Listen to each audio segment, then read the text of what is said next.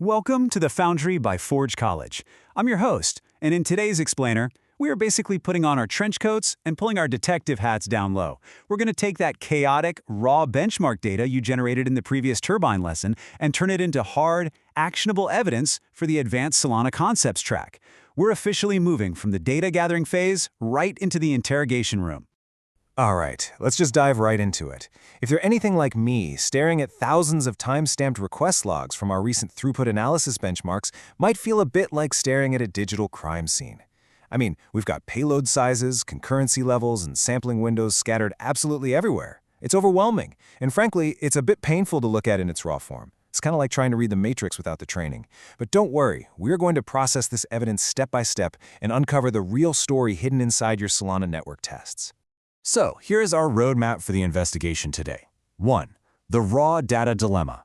2. Throughput, peak versus sustained. 3. Decoding latency percentiles. 4. Building the debug report. 5. Spotting network anomalies. And 6. Preparing for the capstone. Let's get moving. Section 1. The raw data dilemma, from chaos to clarity. Because, let's be honest here, raw numbers alone are not going to make a persuasive narrative for your capstone presentation. We are taking the concrete artifacts you've already generated. Things like those raw CSVs containing time-stamped logs, per-request latency, and throughput windows across different concurrency levels, and we're prepping to extract the actual insights. We have to translate those logs into an organized set of plots and tables that state exactly what changed, why it changed, and what parameters you recommend. This is absolutely critical, right? Because the entire reason we're doing this is to prove our turbine protocol optimization hypothesis. Moving right along to Section 2, Throughput, peak versus sustained. This is really our first investigative tool, our magnifying glass, if you will. And this distinction brilliantly illustrates why we have to separate different types of network behavior. Peak TPS is like a short, explosive sprint. It's the absolute maximum burst of data your system can handle for a brief moment. Sustained TPS, on the other hand, that's the marathon. It's the steady, long-haul performance over time. Across all the learning programs we offer at Forge College, we heavily stress this distinction. Why? Well, because peak and sustained throughput tell completely different operational stories. A high peak looks fantastic on a marketing brochure, sure, but a dropping sustained throughput tells you your system might actually be choking under pressure, dropping packets right when the network needs them the most. Next up, Section 3, Decoding Latency Percentiles. The daily grind versus the worst case. This is where we start separating the systemic, everyday issues from those weird, isolated outliers. Okay, so the crucial point here is understanding your P50, or median latency. Think of P50 like a normal day at your local coffee shop. Half the time you get your coffee faster than this, and half the time it takes just a little bit longer. It represents your systemic performance baseline.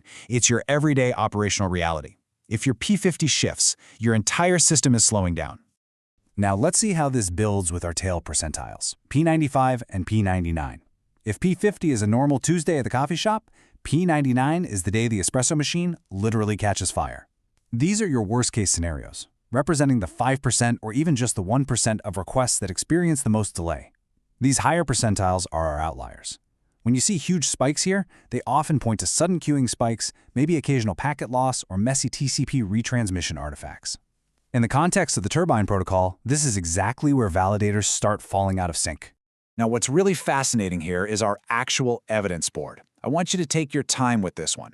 Let's walk through it row by row to see what a bottleneck really looks like. Look at the baseline, run A, compared to run B, our high concurrency run. Notice how our P50, the daily grind at the very top there, only went up slightly, moving from 15 to 25 milliseconds. That's just a 10 millisecond bump in queuing delay. Not great, but certainly not a disaster. But now, let your eyes drift down to that P99 row. Look at that jump, from 90 milliseconds all the way up to 450.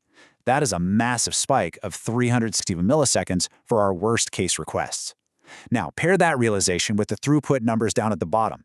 Peak TPS actually went up by 200, but sustained TPS dropped significantly, down by 250. This specific combination right here, a massive P99 spike alongside a sustained TPS drop, is the classic fingerprint of a system hitting its resource limits under burst load. You're bursting high, but the system is quietly collapsing under the weight of that marathon. All right, Section 4, Building the Debug Report, Assembling the Case File. Time to shift gears from theory to practice. So you need to package your findings into a physical artifact for the Capstone presentation. Here are the schematic steps. Create a turbine debug report directory. Inside that, create your data, plots, and scripts folders. Then, copy all your raw CSVs from those previous benchmark outputs directly into the data folder.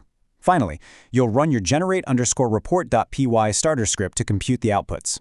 Look, as your mentor in this process, let me give you a quick insider tip. Structure matters immensely here. Your Capstone is going to reuse these exact files, so getting this directory perfectly organized right now is going to save you a massive headache later. Your final packaged artifact needs all of these elements: a markdown summary detailing your findings, the calculated metrics table, your annotated plots highlighting the spikes, and crucially, the raw CSVs and reproducible Python scripts. Why? Because the jury at your Capstone presentation, the folks evaluating your grasp of advanced Solana concepts, they need to be able to rerun your analysis without any ambiguity whatsoever. If they can't reproduce your evidence using the scripts you provided, well, your entire case gets thrown out. Section 5. Spotting network anomalies. Identifying the suspects from that newly generated case file. Once you've got that markdown summary generated, you've really got to interrogate it. What are the specific culprits of bad performance? Well, you're looking for a few clear signatures. First, check if your P99 is increasing 5-fold at high concurrency. If it is, that strongly points to network retries choking the system. That's a massive finding for your turbine debug report. Next, look closely at your throughput. Is sustained TPS dropping by 30% or more under burst loads? If so, you've found the footprint of hard resource limits being hit.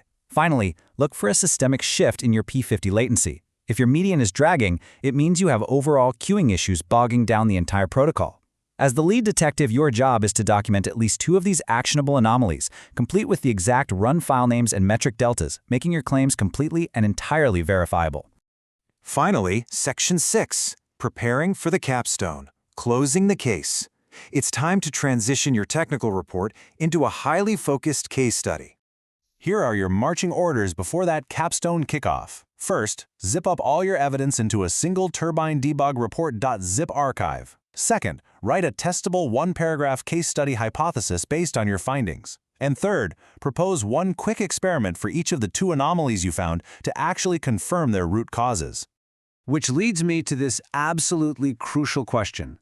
What hypothesis are you actually going to test? It needs to be super specific. Something like, turbine reduces sustained latency variance under concurrency by 15% compared to the baseline.